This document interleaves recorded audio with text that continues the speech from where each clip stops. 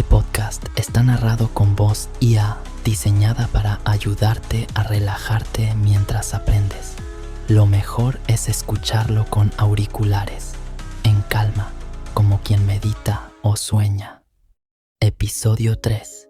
La infancia que marcó su psique. Visiones, aislamiento y un sótano inquietante. Bloque 1. La infancia como lugar de origen del alma. A veces, el alma no despierta con palabras, sino con una imagen, con una sensación que no sabes nombrar, pero que se queda contigo para siempre. La infancia de Carl Jung no fue la típica historia de niño feliz. Tampoco fue una tragedia. Fue algo más difícil de explicar. Una atmósfera. Un mundo lleno de símbolos ocultos, de silencios densos, de miradas que no decían lo que sabían. Una infancia como territorio sagrado, pero también como laberinto. Desde muy pequeño, Jung sintió que algo lo observaba. No eran personas, no era Dios, era otra cosa, una presencia, un fondo invisible que no se dejaba tocar, pero que estaba ahí, esperando que él se atreviera a mirar. Mientras otros niños aprendían a hablar, él empezaba a recordar cosas que nadie le había enseñado, imágenes que no venían de los libros, sueños que no podían ser solo sueños. Y si hay almas que nacen ya sabiendo algo, pero lo olvidan al entrar en el mundo. Jung no lo dijo así, pero lo vivió así. Porque desde antes de tener palabras, ya sentía la fractura, el desajuste entre lo que los adultos decían y lo que él sentía. Allí nació el conflicto, no con una bofetada ni con un grito, sino con un susurro que no se podía explicar, un murmullo que parecía venir desde abajo. El mundo de los adultos le parecía una superficie, correcta, bien hablada, llena de frases huecas, pero debajo de cada conversación, de cada gesto, de cada comida familiar, había algo más. Y Jung, incluso siendo niño, lo sabía. Por eso se alejaba, por eso no hablaba mucho, no por timidez, sino porque lo que él vivía por dentro no encajaba con lo que le pedían por fuera. En lugar de jugar como los demás, observaba. No por gusto, sino por necesidad.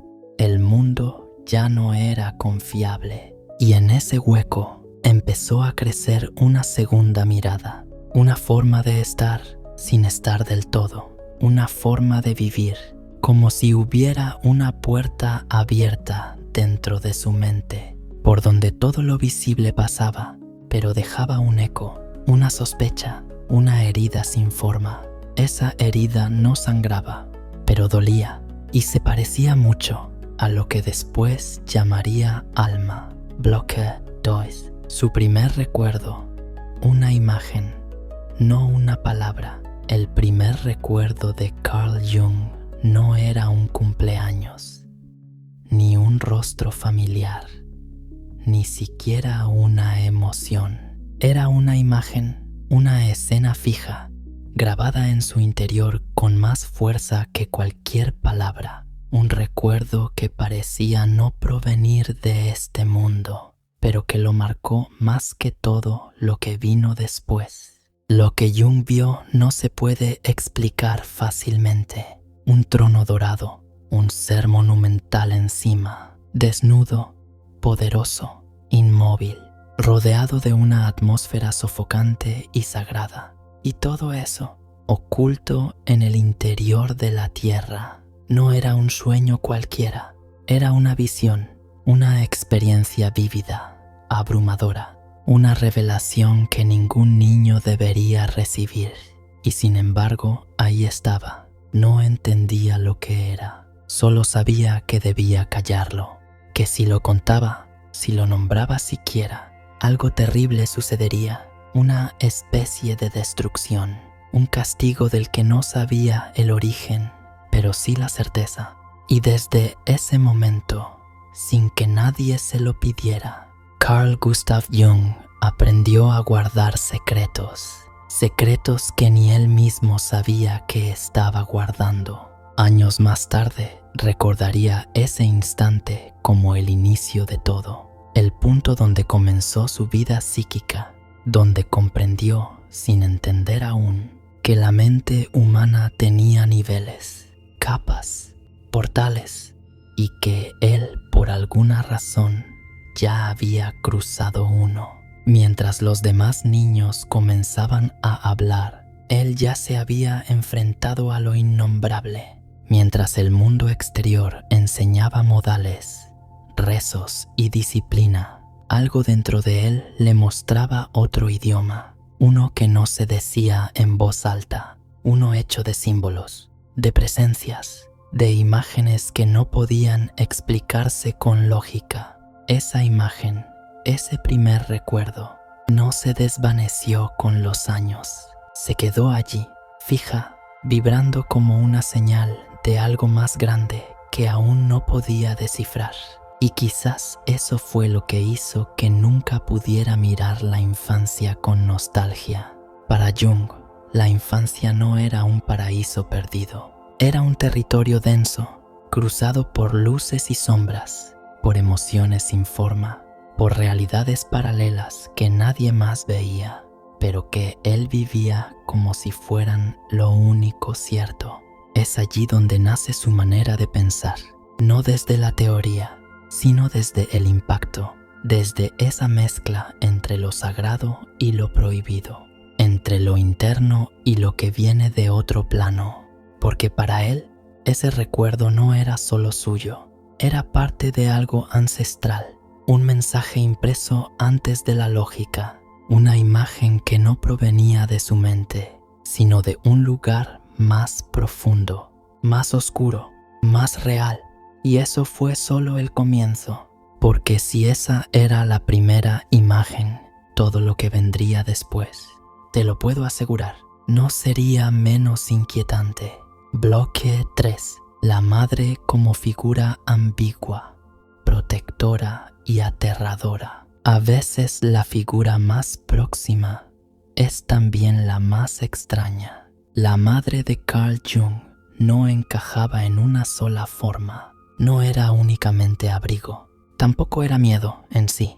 Era las dos cosas al mismo tiempo. Una presencia profunda, contradictoria, que dejó marcas invisibles, pero permanentes. Durante el día era la mujer que lo cuidaba, que le daba de comer, que lo rodeaba con la normalidad de una casa protestante suiza. Pero cuando caía la noche, algo cambiaba. Su energía, su voz, su silencio. Jung recordaba que, en ciertos momentos, su madre parecía habitada, como si algo en ella emergiera desde el fondo, una presencia que la atravesaba y la convertía en otra. No gritaba, no amenazaba, pero el aire a su alrededor se volvía denso, y él, que aún no sabía lo que era el inconsciente, lo sentía como un campo invisible, como una niebla que descendía sobre el hogar sin aviso. Y en ese ambiente cargado, él aprendió a mirar en capas, a distinguir entre la voz que hablaba y la intención que no se decía, entre la cara que sonreía y lo que estaba detrás de sus ojos. Más adelante, Jung escribiría sobre la sombra, sobre el lado oculto de la psique, sobre las energías femeninas arquetípicas. Pero en ese entonces era solo un niño, y lo único que sabía es que su madre tenía un doble rostro, uno que lo cuidaba y otro que lo inquietaba hasta los huesos. Ella hablaba dormida, decía frases extrañas que no recordaba al despertar. Tenía estados en los que se alejaba emocionalmente, como si viajara hacia un lugar del que no podía volver del todo. Él no entendía qué pasaba, pero sentía que no era un error, que eso también era real. Y esa sensación esa ambigüedad que no se puede resolver, se convirtió en la primera puerta hacia el misterio de la psique. Porque cuando el amor viene mezclado con temor, la mente no se divide, se duplica, empieza a buscar respuestas, empieza a construir refugios internos y el niño empieza a dividirse. Esa ambivalencia materna fue el molde donde se forjaría todo lo demás. La duda constante, la fascinación por lo invisible, la capacidad para habitar lo simbólico sin romperse. No fue una madre ausente, tampoco un monstruo. Fue una presencia demasiado grande, demasiado contradictoria, como para ser digerida por completo. Y quizá por eso, la figura de la madre en Jung nunca sería un recuerdo plano. Sería un símbolo, un umbral, y en el centro de ese símbolo, la sensación inconfundible de que el alma humana nace del encuentro entre lo familiar y lo profundamente desconocido. Bloque 4. Las ausencias del padre y el silencio religioso. Si su madre era un enigma cargado de presencias cambiantes, su padre era un vacío, pero un vacío con peso, uno que dejaba huella cada vez que no estaba. Paul Jung, el padre de Carl, era un pastor protestante. Tenía respuestas, pero no convicción. Repetía sermones, pero sin fuego. Y eso, para un niño tan sensible, tan inquieto, no pasaba desapercibido. Carl observaba a su padre como quien mira una figura respetada por todos, pero a la que uno no termina de creer. Era amable, sí, era correcto, pero había algo ausente en él, algo que no se atrevía a mirar, y ese algo sería una de las heridas más profundas que marcarían el alma de su hijo. Porque Jung no solo buscaba cariño, buscaba sentido, buscaba certeza, y cuando miraba al hombre que debía encarnar la fe, lo que encontraba era duda envuelta en rutina, un predicador sin fuego, un guía sin luz interior, un creyente que parecía haber olvidado por qué creía. ¿Y qué hace un niño ante eso? Lo absorbe, lo convierte en pregunta, y empieza a buscar por su cuenta. En más de una ocasión, Carl relató cómo percibía el vacío espiritual de su padre como algo trágico, no un fracaso moral, sino una señal. La religión, tal como se enseñaba, no alcanzaba, y en esa grieta nacería su impulso más radical: no conformarse con respuestas prestadas, no heredar la fe sin haberla sentido. Mientras su padre hablaba de Dios en voz baja, Carl empezaba a experimentar visiones, sueños, símbolos que venían de un lugar mucho más profundo que los libros sagrados que adornaban su casa. Y ahí, justo ahí, empieza a gestarse su ruptura con la tradición. ¿Por qué?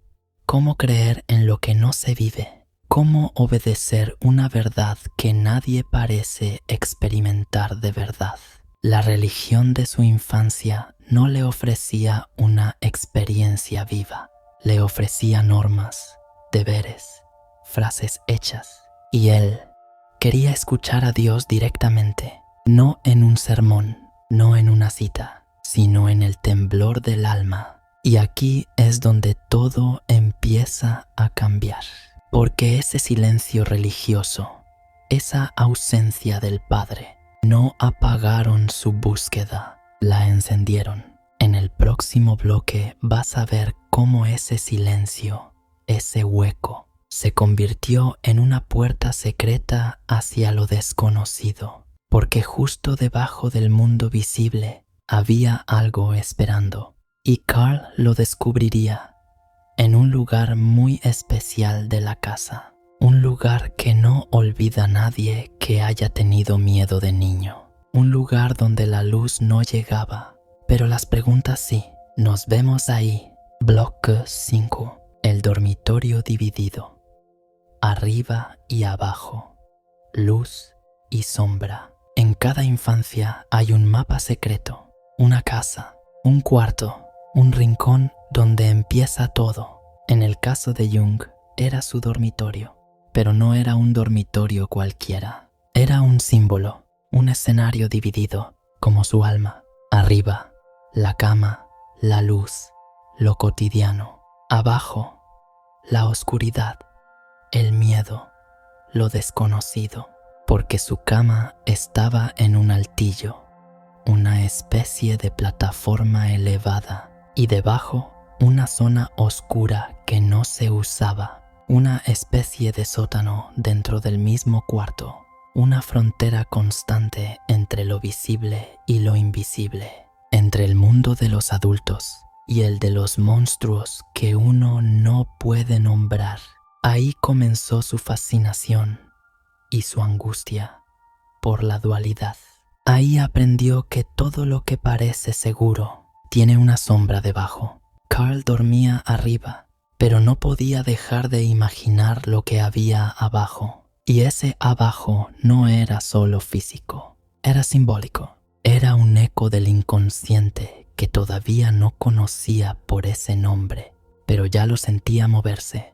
En las noches de tormenta, el sonido del viento hacía crujir las tablas del suelo y Carl imaginaba presencias, ojos, voces, y quizás no estaba tan equivocado, porque cada niño construye su mitología y la suya ya tenía las bases de lo que luego llamaría la sombra. Jung comprendía, sin saberlo, que la mente no es una sola cosa, que no somos transparentes, que hay un yo que sonríe y otro que observa desde la oscuridad. Y ese otro, no siempre quiere lo mismo que tú. Con solo unos pocos años, Carl ya se debatía entre dos mundos, el que podía mostrar y el que no sabía cómo nombrar. No había monstruos debajo de su cama. Los monstruos estaban debajo de su conciencia, y eso, lejos de asustarlo, lo intrigaba. Tal vez por eso más tarde diría que la psicología era, en el fondo, una exploración del alma, pero con linterna. ¿Te das cuenta? Mientras otros niños huían de la oscuridad, él empezó a buscar en ella, y lo que encontró no era simple, porque el siguiente paso en ese descenso lo llevaría más profundo, más adentro, a un lugar que pocas veces se menciona en voz alta, el sótano. Y lo que vivió ahí no lo olvidó jamás. Te lo cuento en el próximo bloque. Bloque 6. El sótano como metáfora de su inconsciente. Nadie baja al sótano por casualidad, ni en la infancia, ni en la mente. El sótano de la casa de Jung no era solo un lugar físico, era un descenso, un rito secreto, un umbral hacia algo que ni los adultos sabían explicar. Ese espacio bajo tierra, oscuro, frío, cargado de un olor antiguo a piedra y humedad, se convirtió en su primer templo o en su primer infierno. A veces bajaba solo, sin que nadie lo supiera, sin que nadie lo acompañara, ni siquiera la luz, porque lo que buscaba no se alumbraba con lámparas. Era otra clase de revelación. En ese sótano, Carl no solo exploraba, se transformaba, observaba sus pensamientos desde fuera, se sentía dividido, empezaba a entender que había partes de sí mismo que no estaban bajo su control. Y no era imaginación, era experiencia. Al bajar aquellas escaleras, sentía cómo cambiaba su energía, cómo algo dentro de él se volvía más viejo, más silencioso, más lúcido. Tal vez por eso, con el tiempo, entendió que el inconsciente no es algo que tienes, es algo en lo que habitas y a veces te habita. El sótano era un símbolo y él, sin saberlo aún, ya había empezado a construir su lenguaje simbólico, ese que, años más tarde, cambiaría la historia de la psicología. Pero eso aún estaba lejos. Ahora solo era un niño, mirando a la nada, escuchando voces que no eran suyas, descubriendo que el alma humana tiene pisos y que los más importantes no tienen ventanas. ¿Te has sentido alguna vez así? Como si bajaras solo a un lugar que nadie más quiere ver, pero que te llama igual. Si es así, entiendes a Jung más de lo que crees. Y no estás solo. Sus sueños, sus temores, su necesidad de encontrar sentido en el silencio, son también los nuestros. Por eso, si este viaje te está resonando, si sientes que no estás escuchando una historia más, sino algo que también habla de ti, suscríbete, porque en los próximos bloques iremos aún más profundo.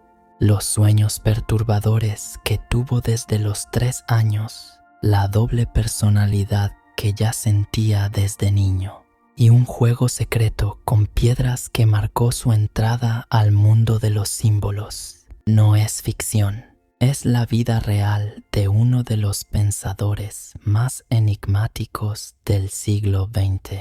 Y aquí te la estamos narrando entera, bloque a bloque, como si Carl mismo quisiera que lo entendieras. Bloque 7. Sueños perturbadores desde los 3 años. A los 3 años, Carl Jung empezó a soñar con el abismo. No con monstruos de cuentos, no con cosas que un adulto pudiera decir, es solo una pesadilla infantil. Soñaba con descensos, con figuras enormes, con pasadizos y escaleras que se hundían bajo la tierra, y al fondo algo que le hablaba, sin palabras. En uno de esos sueños veía una estructura gigantesca, como una catedral enterrada. Dentro, un trono, y sobre el trono, un ser obsceno, mitad hombre, mitad Dios, con un ojo inmenso que lo observaba en silencio. No gritaba, no se movía, solo estaba ahí, esperando. ¿Puedes imaginar lo que eso hace en la mente de un niño? Jung no se despertaba llorando, no corría a los brazos de su madre, se despertaba mudo, quieto, con la sensación de haber visto algo importante, algo sagrado y al mismo tiempo prohibido. Muchos años después, al revisar esos recuerdos, él mismo lo reconocería. Su inconsciente ya había empezado a hablarle, y lo haría toda su vida. Estos sueños fueron su primer contacto con lo que luego llamaría el mundo arquetípico, formas primordiales, símbolos universales, presencias que no venían de su entorno familiar, ni de su cultura, sino de otro lugar, más antiguo, más profundo. A los 3 años ya lo visitaban, ya lo probaban, como si el alma supiera desde el inicio que él tenía una tarea que cumplir. ¿Y tú recuerdas tu primer sueño? ¿Alguna vez sentiste que estabas soñando algo que no era solo tuyo, que venía de lejos, de siglos atrás? En el próximo bloque vas a entender por qué la doble personalidad de Jung niño no fue un síntoma, sino una división interior profunda que marcó toda su forma de ver el mundo. Y si te estás empezando a dar cuenta de que todo esto no es solo historia, sino también reflejo de algo que vive en ti, guárdalo, compártelo, porque estamos construyendo algo que no se olvida, una serie que no solo explica, sino que despierta. Nos vemos en el siguiente descenso. Bloque 8. La doble personalidad de Jung niño. Carl no se sentía uno. Desde muy pequeño, vivía dentro de dos versiones de sí mismo. Una era el niño que hablaba poco, que iba al colegio, que jugaba en el jardín. El otro era un anciano silencioso que lo observaba desde dentro. Así lo decía él.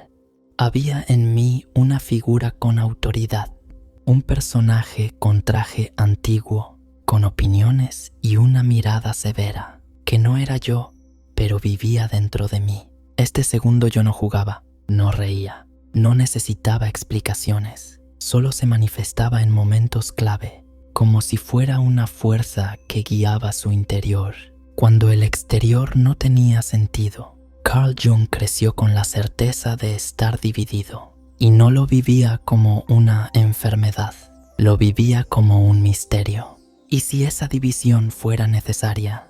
¿Y si tú también la tuvieras? Una parte de ti que actúa, sonríe, habla con los demás, y otra que observa, piensa, recuerda, en silencio. El pequeño Jung experimentaba algo que los adultos no entendían, pero que sería la clave de todo su trabajo posterior.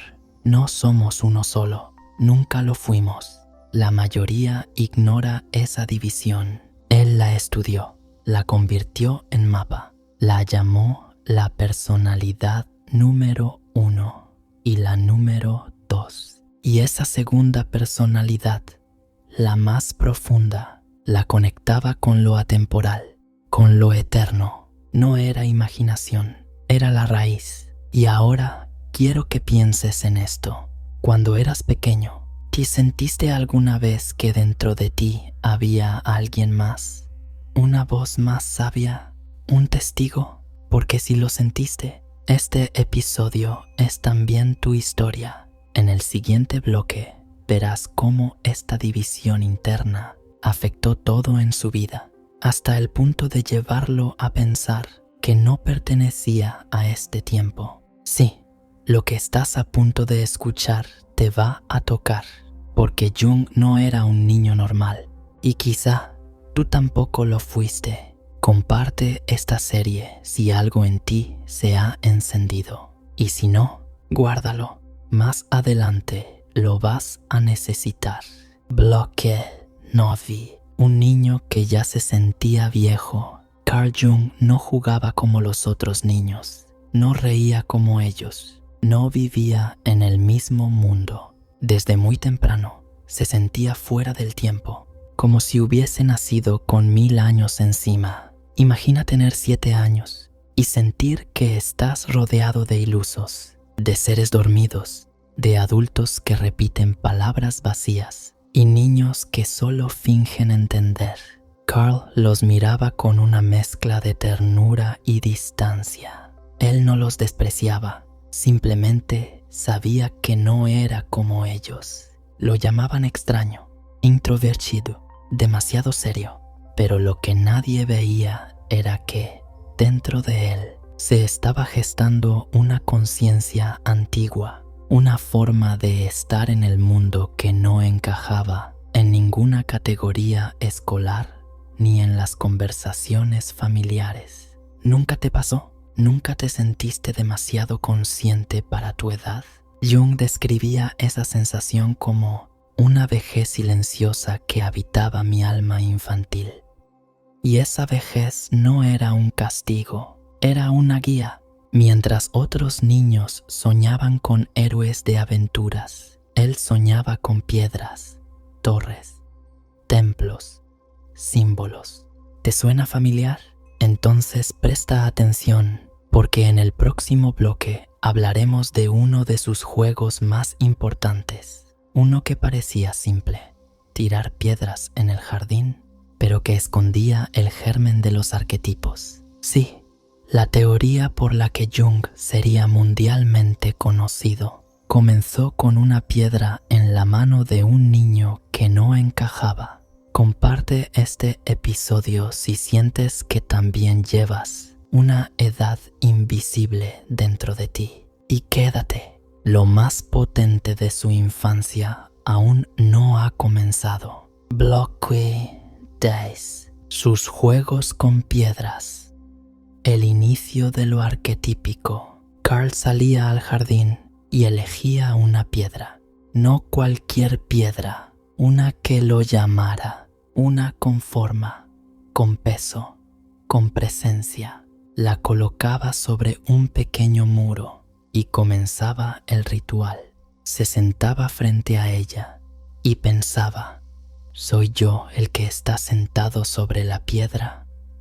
¿O la piedra es la que se sienta sobre mí? No era un juego, era una ceremonia secreta. Era el inicio de una filosofía. A los 8 años, Jung ya dialogaba con lo simbólico. Sin saberlo, estaba sembrando la semilla de lo que luego llamaría arquetipos, formas eternas, presentes en todas las culturas, que viven más allá de nuestra conciencia. Aquella piedra no era una piedra, era un trono, un altar, un eje invisible entre su mundo interior y el universo.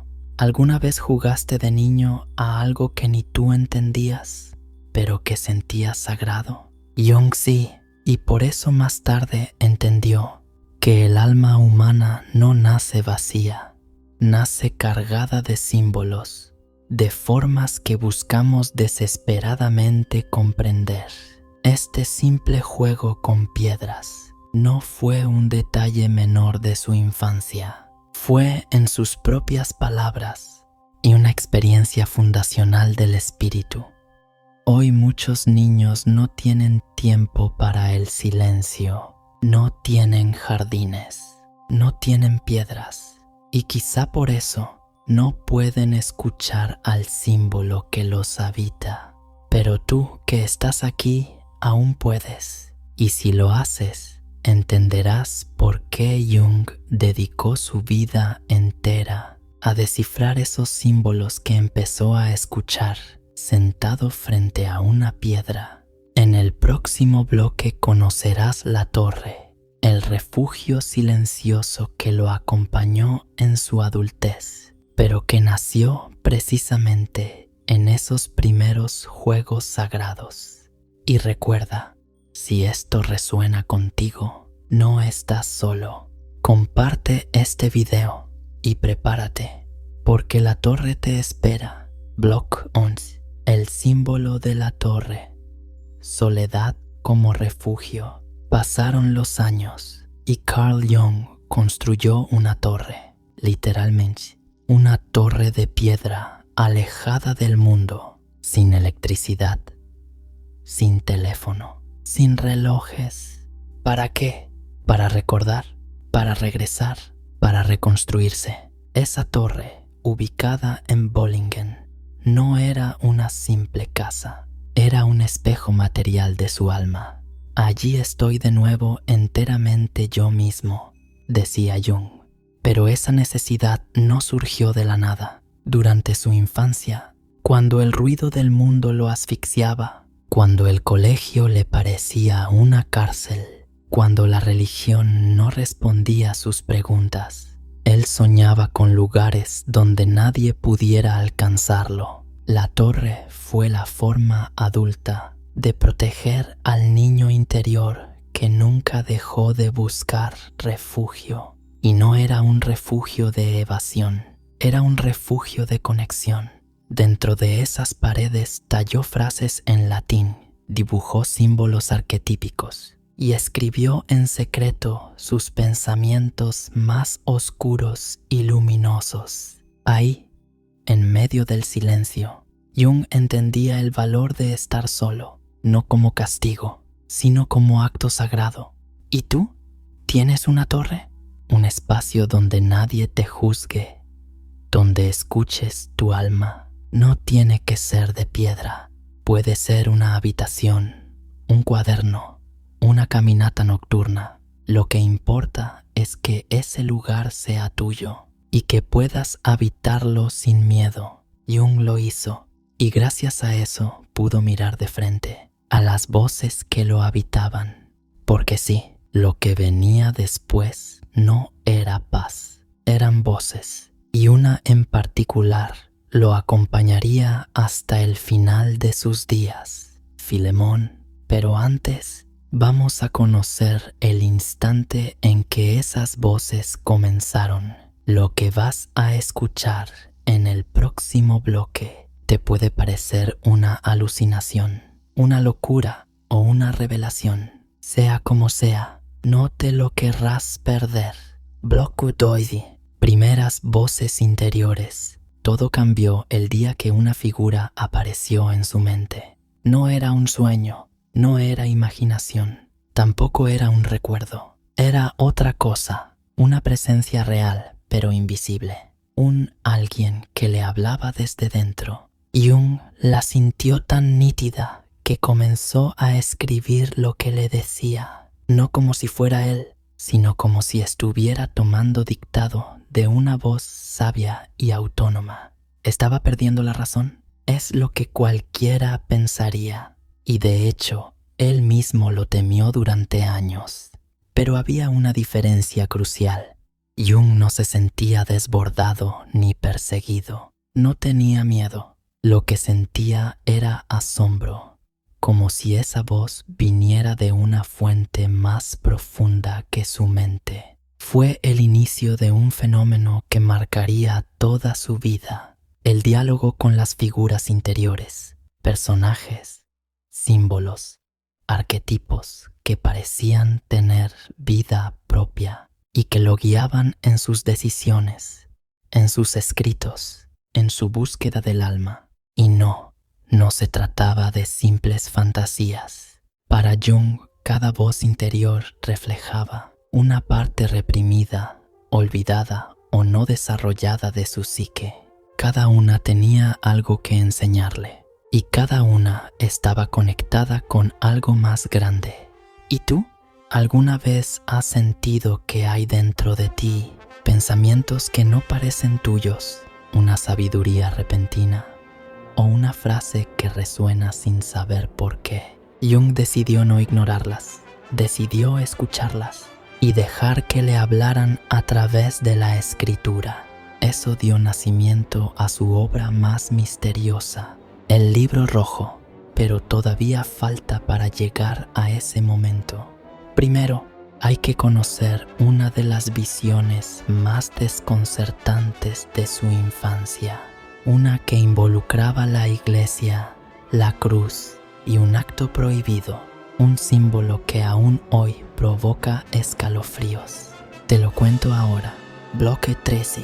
El misterio de la cruz, la iglesia y el excremento.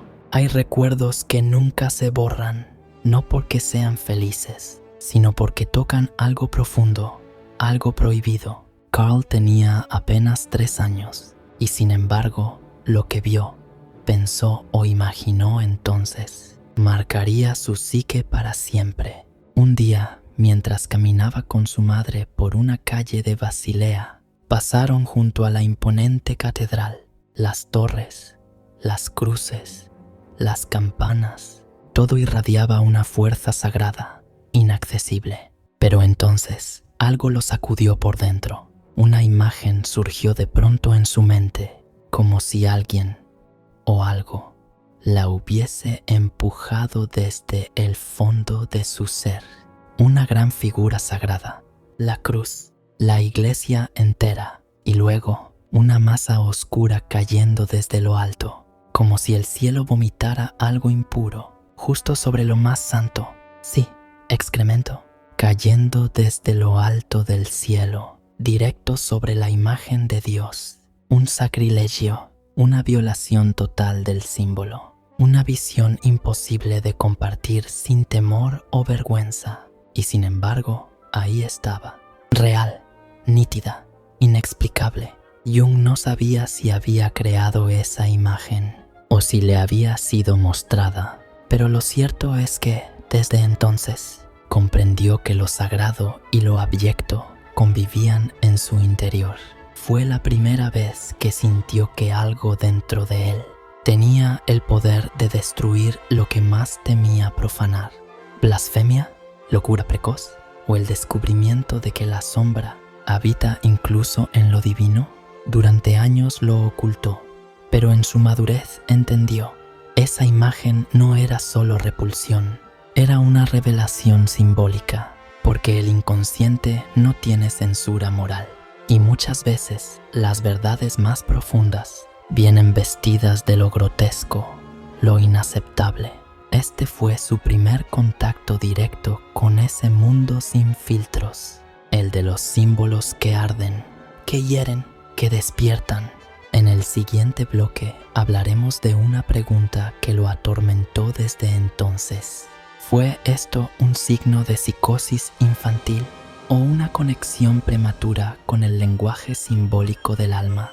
Y de paso veremos cómo estas imágenes influenciaron su teoría del inconsciente, porque no todo lo raro es enfermedad y no todo lo espiritual es luz. Bloque 14. ¿Psicosis infantil o contacto simbólico? La pregunta es legítima. ¿No es acaso sospechoso que un niño de apenas 3 años imagine un acto blasfemo contra Dios? ¿No hay ahí síntomas de psicosis, de alucinación, de una mente que no distingue lo real de lo grotesco? Muchos lo pensarían así, y durante años Jung temió eso mismo, porque cuando uno es niño y tiene visiones, la frontera entre la imaginación creativa y la ruptura con la realidad es delgada como el aire. ¿Y si estaba loco? ¿Y si eso que sentía como verdad era en realidad una enfermedad oculta?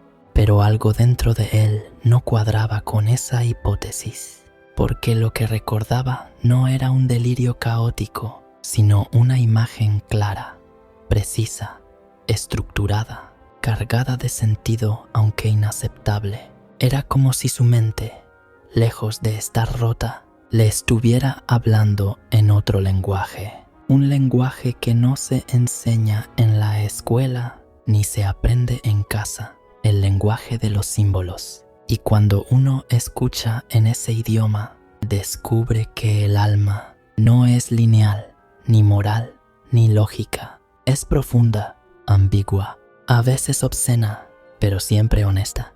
Para Jung, este episodio fue clave, porque lo llevó a distinguir entre dos mundos que a menudo se confunden, el de la enfermedad mental y el del pensamiento simbólico. No todo lo extraño es patológico. A veces es solo una visión adelantada a su tiempo. En vez de encerrarlo, estas visiones lo invitaron a explorar, a mirar su interior sin miedo, a preguntarse si ese caos era, en realidad, una forma diferente de orden. Y con los años entendería, el alma necesita imágenes para hablar, y muchas veces esas imágenes parecen monstruos, porque no las hemos aprendido a traducir. Así nació en él la necesidad de crear un sistema, una forma de explicar lo inexplicable sin negarlo. Y ese sistema, años después, se llamaría psicología profunda. En el próximo bloque exploraremos el aislamiento emocional de su infancia, no como castigo, sino como una especie de defensa espiritual, una cueva que lo protegía mientras el mundo se burlaba de aquello que no podía entender. Y si alguna vez te has sentido raro, si sentiste que tu forma de ver el mundo no encaja, espera, porque tal vez, como Jung, no estabas roto, solo hablabas otro idioma. Bloque 15. El aislamiento como autodefensa espiritual. A veces, el alma se esconde para sobrevivir. Jung no se sentía como los demás niños. No entendía sus juegos, sus risas, sus prioridades. Y lo más inquietante, tampoco ellos lo entendían a él. Desde muy pronto se supo distinto. Y ese ser distinto no era un don. Era una carga que lo empujaba hacia adentro. Mientras afuera el mundo giraba rápido, él construía un refugio silencioso, una cueva invisible hecha de pensamientos, símbolos y preguntas. No era timidez, tampoco apatía. Era una forma de proteger algo frágil e inmenso, una sensibilidad aguda, una capacidad de percepción demasiado grande para un entorno que solo premia lo normal. En esa soledad encontró una forma de claridad, escuchar voces interiores, imaginar arquetipos, sentir que el mundo era más profundo de lo que parecía. Todo eso habría sido aplastado si hubiese intentado ser como los demás. Por eso se apartó, no porque quisiera, sino porque necesitaba hacerlo. Era un aislamiento defensivo, espiritual, casi sagrado. La caverna del alma no siempre es prisión. A veces es templo. Allí dentro, donde nadie más podía entrar, empezó a construir su universo simbólico, y aunque por fuera parecía un niño serio, frío, incluso distante, por dentro estaba ardiendo. Sus experiencias interiores eran tan intensas que cualquier interacción superficial le parecía falsa, sin sentido. Pero cuidado, no confundas esto con misantropía. Jung no odiaba al mundo, solo sentía que aún no tenía herramientas para habitarlo, sin traicionarse a sí mismo. Y esa búsqueda de autenticidad lo llevó a convertirse, años después, en uno de los psicólogos más radicales en cuanto al alma humana, porque entendía que no se trata de encajar, se trata de ser fiel a lo que somos, aunque para eso haya que pasar un tiempo en soledad.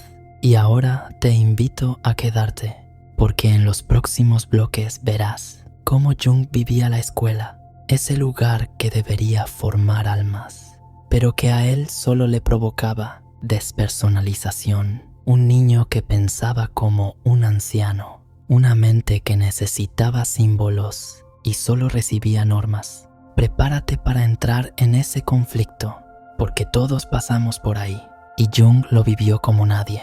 Bloque 16. ¿Cómo vivía la escuela? Aburrimiento y despersonalización.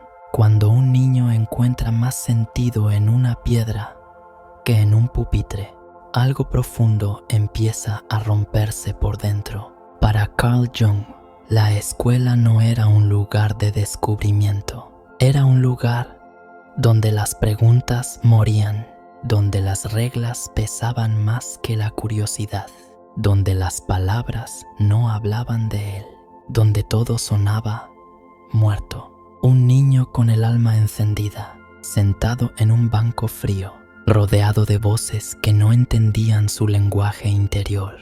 ¿Te ha pasado?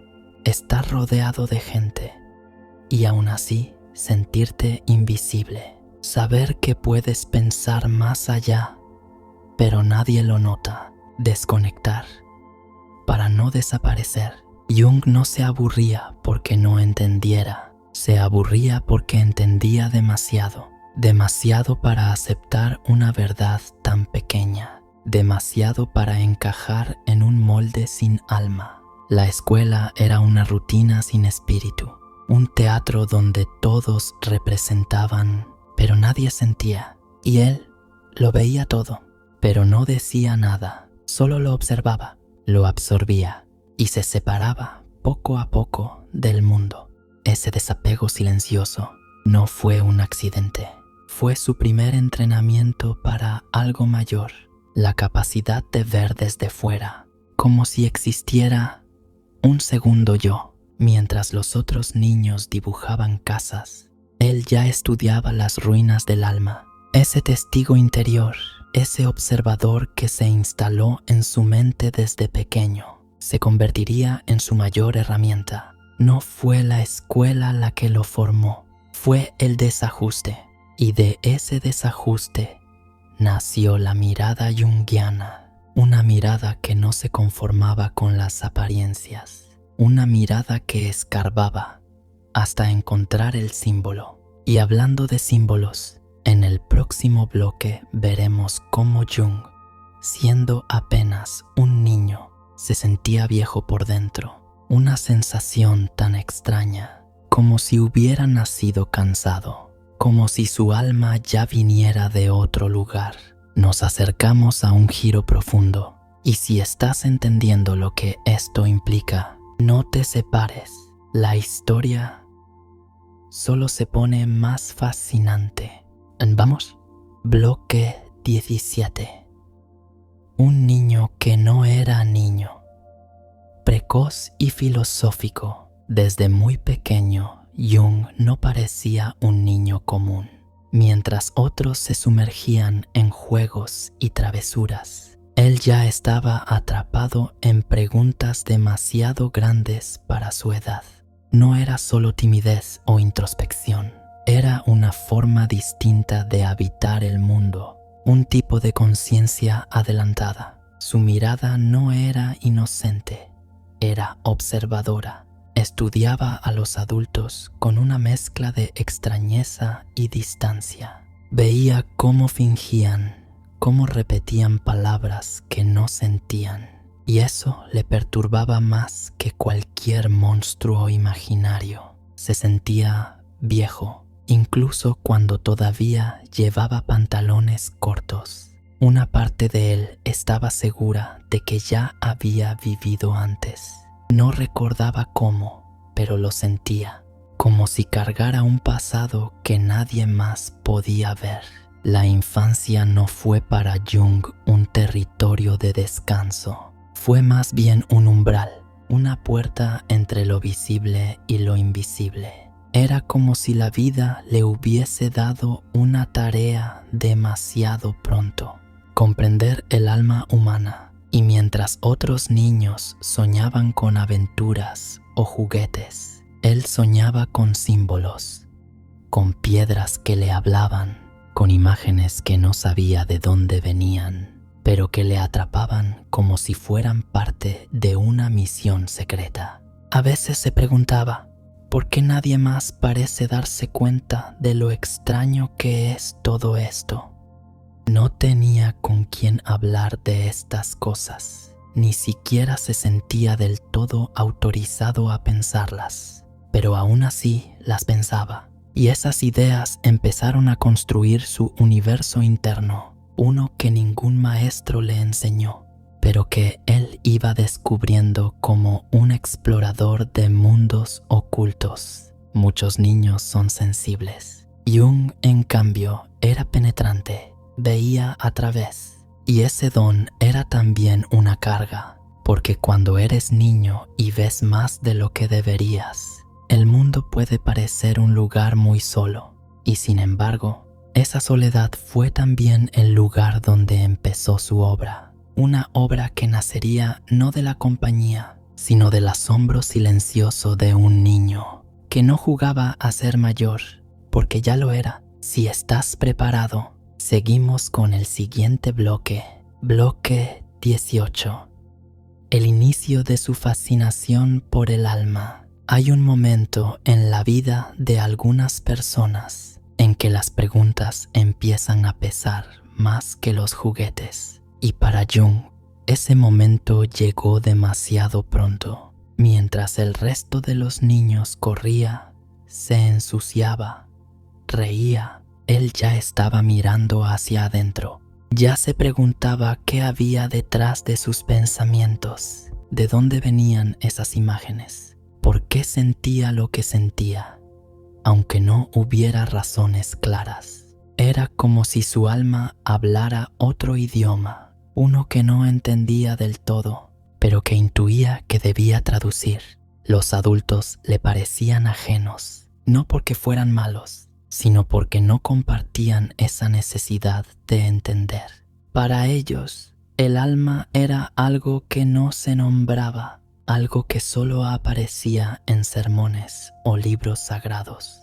Pero para él, el alma era un hecho, algo vivo que lo tocaba desde dentro. Recordaba sueños, sensaciones imposibles de explicar, imágenes que se repetían como si quisieran decirle algo. Y fue entonces cuando ocurrió algo que lo marcaría para siempre. Se dio cuenta de que no estaba loco. Estaba buscando algo que muchos ni siquiera saben que existe. Una fuerza, una esencia, una estructura detrás de todo lo que somos. Ahí nació su fascinación, no por el cuerpo, no por la mente racional, sino por ese espacio intermedio donde habita el alma. Desde entonces, nada volvería a ser igual, porque comprendió que su tarea en este mundo era descifrar ese lenguaje invisible, ese idioma simbólico que no se enseña en la escuela, pero que grita en los sueños, en las emociones, en los traumas, en los mitos. ¿Y sabes qué es lo más increíble? Que todo esto empezó en la infancia, en ese sótano simbólico donde nadie parecía mirar. Si alguna vez te sentiste fuera de lugar, si alguna vez miraste al mundo con una pregunta en la boca y nadie supo responderte, entonces tal vez compartes con Jung la misma obsesión, la necesidad de comprender lo invisible que nos habita. Ya queda poco, y lo más profundo aún está por llegar. Bloque 19. El nacimiento de la necesidad de simbolizar. Hay cosas que duelen más cuando no tienen nombre, y Jung, desde muy pequeño, empezó a intuirlo. Cuando sentía miedo, no bastaba con decir «tengo miedo». Era otra cosa, una especie de presencia, una forma, una imagen interna que no sabía cómo explicar. Y fue entonces cuando empezó a hacer algo que lo acompañaría toda su vida: dibujar, imaginar, construir pequeños rituales, convertir lo que sentía en símbolos. Sus juegos no eran solo juegos, eran traducciones de emociones demasiado grandes para caber en palabras simples. Le hablaba a las piedras, inventaba nombres secretos, colocaba objetos en lugares específicos, como si fueran altares de un templo interior. No lo hacía por diversión, lo hacía porque lo necesitaba, porque dentro de él había algo que solo podía comunicarse a través de símbolos. ¿Y sabes por qué esto es tan importante? Porque aquí nace su obsesión con el inconsciente, no como un rincón oscuro que hay que evitar, sino como un teatro profundo donde se representan las obras que nuestra conciencia aún no comprende. Simbolizar para él era respirar, una forma de sobrevivir a un mundo que no entendía su profundidad.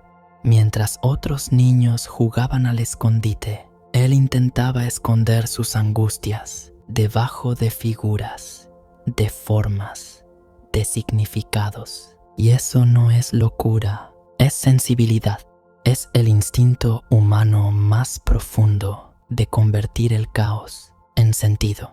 Quizás tú también lo hiciste alguna vez. Dibujaste, escribiste, soñaste cosas raras, inventaste personajes. No eran tonterías, eran intentos de tu alma de decir algo que no podía decir de otra forma. Jung lo entendió desde niño y por eso toda su psicología nacería más tarde de esa necesidad primitiva, la de simbolizar para no perderse. No te vayas. En el siguiente bloque entenderás qué fue lo que se le quedó grabado para siempre. Bloque 20. Lo que quedó grabado para siempre. En su inconsciente hay recuerdos que no son recuerdos, son heridas abiertas, sellos invisibles, puertas que, incluso con el paso del tiempo, nunca se terminan de cerrar. Y Carl Gustav Jung tenía muchas de esas. No recordaba solo hechos, recordaba atmósferas, sombras, sensaciones que no sabían de relojes, el sótano, las visiones, la madre que era dos mujeres a la vez, el padre que estaba y no estaba, el silencio frío de la escuela, la piedra con la que hablaba en secreto. Todo eso se hundió como símbolos vivientes en su inconsciente, no como una mochila que cargar, sino como una brújula que le diría, con los años, no busques solo con la razón, porque lo esencial no tiene forma clara ni nombre fijo. Por eso Jung jamás se convirtió en un pensador común, porque no olvidó, no encerró su infancia en un cajón de anécdotas. Siguió hablando con sus piedras, siguió preguntando a su alma, y lo más extraño es que, mientras otros crecían para escapar de sus miedos, él creció para mirarlos de frente, para estudiarlos, para preguntarse, ¿y si lo que nos aterra es también lo que puede transformarnos? Y en el siguiente episodio, ese niño que ya no era niño vivirá su despertar más inquietante. No fue una crisis cualquiera, fue una ruptura, una grieta en la conciencia por donde se colaron las voces, las visiones, los símbolos más inquietantes de su vida, y con ello el inicio de El Libro Rojo, el diario místico que cambió su destino y quizás también el tuyo. Así que, si este viaje ha despertado algo en ti, te invito a suscribirte, a seguir este canal, porque aquí no solo se cuentan historias, aquí intentamos descifrar lo que nos habita y lo hacemos paso a paso, símbolo a símbolo. Nos vemos en el próximo episodio. El despertar místico, el libro rojo. Prepárate, porque todo lo que creías saber sobre la mente va a ponerse a temblar.